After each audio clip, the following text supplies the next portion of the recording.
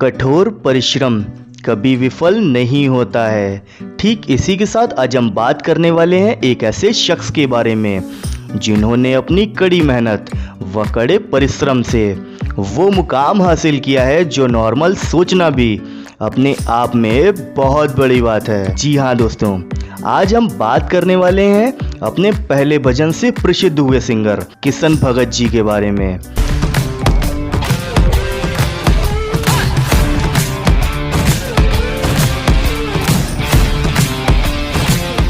जिनके भजन कोई एक शहर या राज्य तक सीमित नहीं है। किशन जी के भजन पूरे भारत के कोने कोने में छाए हुए हैं और बच्चों से लगाकर बूढ़ों तक सभी इनके भजनों के दीवाने हैं। उनको ये भजन बहुत अच्छे लगते हैं, इसलिए पूरे भारतवर्ष में इनके भजनों ने धूम मचा रखी है। बात करें किशन जी की तो इनका पूरा नाम किशन भगत जी है। वह इनका जन्म 9 जून सन 2001 में इंदौर में हुआ। वह इनके पिताजी का नाम दिनेश व माता का नाम शुगना था। कुछ पारिवारिक कलेश के चलते ये 15 दिन की उम्र में ही पिताजी से अलग हो गए। वह इनका पालन पोषण ननिहाल में हुआ। इन्होंने बचपन से ही बहुत ही ज़्यादा गरीबी देखी है। वह इन्होंने अपने बचपन के दिनों में ही बहुत ही ज़्यादा मेहनत करी है। जब लोगों का बचपना खेलने और कूदने में निकलता था, उस उम्र से ही ये नौकरी करते चले आ रहे हैं। इन्होंने 10 से 12 साल की उम्र में ही नौकरी करना शुरू कर दिया था।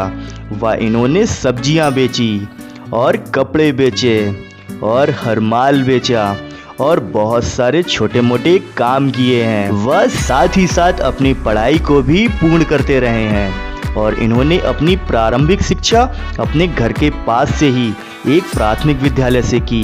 वह इन्होंने हाई स्कूल व इंटरमीडिएट की पढ़ाई डिवाइन स्कूल से की और इन्होंने अपना पहला भजन उज्जैन के राजा 12th में ही गाया और 12th में भी पास हो गए और बाबा महाकाल ने भी इनको भजनों में पास कर दिया। किशन भगत जी को बचपन से ही ढोलक बजाने का बहुत ही ज़्यादा शौक था।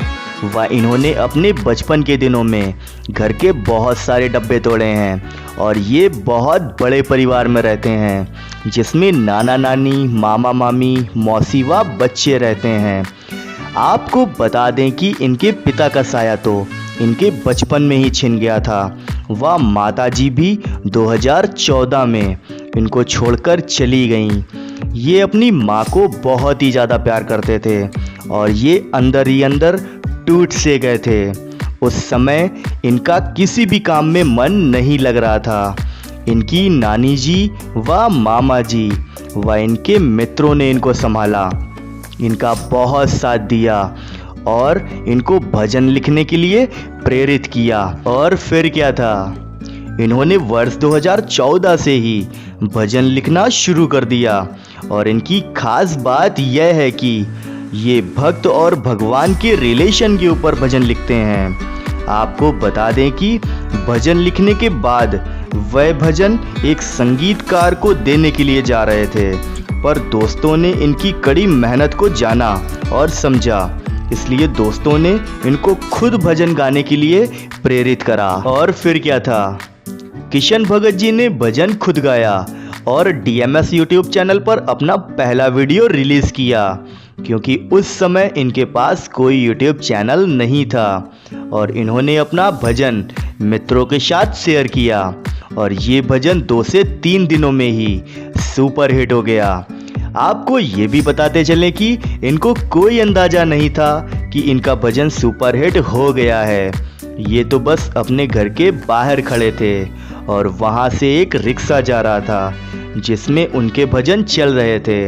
इनको उस समय पता चला कि इनके भजनों ने तो पूरे भारत में धूम मचा रखी है। इनका पहला भजन 16 मार्च 2020 को आया था और उसी दिन किशन भगत जी ने पहली बार बाबा महाकालेश्वर के दर्शन किए थे और इनका पहला भजन वायरल हो गया था।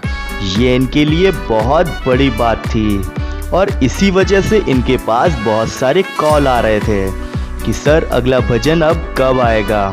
पर उस समय इनके पास इतने पैसे नहीं थे कि ये दूसरा भजन रिकॉर्ड करवा सकें। पर बाबा महाकाल को तो कुछ और ही मंजूर था। यहाँ पर इनका पहला गाना वायरल हो गया था और दूसरी तरफ कोरोना महामारी के चलते पूरे भारतवर्ष में लॉकडाउन लगा दिया गया था। पर किशन भगत जी ने बिल्कुल हिम्मत नहीं हारी और वह निरंतर कड़ी मेहनत करते रहे और कोरोना जैसी महामारी आपदा को अवसर में परिवर्तित किया और ये मास्क बेचने लगे। बहुत मेहनत के पश्चात कुछ रुपए इकट्ठा किए और अपना दूसरा भजन रिकॉर्ड किया और DMS यूट्यूब चैनल के पास भजन लेकर गए और DMS यूट्यूब चैनल से आग्रह किया कि मेरा गाना तो सुपर हिट हो गया है, ये मेरे लिए बहुत खुशी की बात है। आपसे मेरा अनुरोध है कि ये दूसरी वीडियो को अपलोड कर दीजिए और कुछ पॉकेट मनी मुझे भी दे दीजिए, जिससे मैं अपनी वीडियो को आसानी से रिकॉर्ड करवा सकूं और मुझे भी पैसों की सख्त आवश्यकता है। पर DMS यूट्यूब चैनल वालों ने किसी भी प्रकार से रुपए देने के लिए मना कर दिया और ये निराश होकर अपनी वीडियो को लेकर अपने घर वापस आ गए। पर किशन भगत जी के ऊपर तो बाबा महाकाल का हाथ था। किशन भगत जी को हिम्मत मिली और इन्होंने YouTube चैनल की मदद से अपना YouTube चैनल बनाया और अपने दूसरे भजन से इस चैनल की शुरुआत की और उस भजन ने भी पूरे भारत में धूम मचा दी और किशन भगत जी का दूसरा भजन सुपर हिट हो गया और देखते ही देखते इनके सब्सक्राइबर्स मिलियन में हो गए। दोस्तों, आपको एक और ख़ास बात बताते चलें कि जब इनका भजन आया तब भी इनके पास कोई बड़ा या स्मार्टफोन नहीं था। इनके पास 2020 तक चाइना का कीपैड फ़ोन ही था जिसे ये इस्तेमाल करते थे और आज इनकी कड़ी मेहनत व बाबा महाकाल के आशीर्वाद से ये 2 साल में पूरे इंदौर ही नहीं बल्कि पूरे भारतवर्ष में फेमस हो गए हैं और आज बाबा महाकाल की कृपा से इनके पास वो सब कुछ है जो एक सपना सा लगता था।